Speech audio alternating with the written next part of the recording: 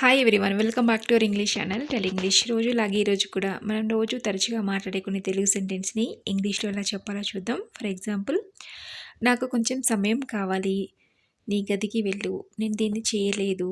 ఇలాంటివెన్నో కూడా ఇంగ్లీష్లో ఎలా చెప్పాలో చూద్దాం. వీడియో ఎక్కడ స్కిప్ చేయకుండా ఎండ్ వరకు చూసి నచ్చితే లైక్ చేసి ఇలాంటి మరెన్నో యూస్ఫుల్ వీడియోస్ కోసం ఛానల్ని వెంటనే సబ్స్క్రైబ్ చేసుకోండి. ఇప్పుడు ఫస్ట్ సెంటెన్స్ వచ్చేసి, నాకు కొంచెం సమయం కావాలి అని చెప్పడానికి give me some time, give me some time అని చెప్పాలి. అలాగే నీ గదికి వెళ్ళు అని చెప్పడానికి go to your room, go to your room అని చెప్పాలి. అలాగే నేను దీన్ని చేయలేదు అని చెప్తూ ఉంటాం కదా, అలాంటప్పుడు I did not do this, I did not do this అని చెప్పాలి. అలాగే నాకు కోపం వస్తుంది అని చెప్పడానికి I'm getting angry, I'm getting angry అని చెప్పాలి. అలాగే ఇది రుచిగా ఉందా అని అడగడానికి is it tasty, is it tasty అని అడగాలి. అలాగే నీకు ఇది నచ్చిందా అని అడుగుతుంటాం కదా, అలాంటప్పుడు డిడ్ యూ లైక్ ఇట్,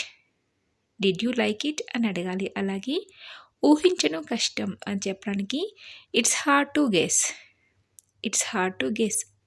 అలాగే టైం ఎంత అని అడుగుతుంటాం కదా, what is the time, what is the time అని అడగాలి. అలాగే నాకు తలనొప్పిగా ఉంది అని చెప్పడానికి I have headache, I have headache అని చెప్పాలి. అలాగే నువ్వు బాగున్నావా, are you all right, are you all right. చూసారు కదా, ఇవన్నీ తరచుగా మనం అప్పుడప్పుడు యూస్ చేస్తూ ఉంటాం కదా. మీరు కూడా నోట్ చేసుకొని అవసరాన్ని బట్టి ఇలా సందర్భాన్ని బట్టి మాట్లాడుతున్నట్టయితే ఈజీగా మనం ఇంగ్లీష్ అనేది నేర్చేసుకోవచ్చు.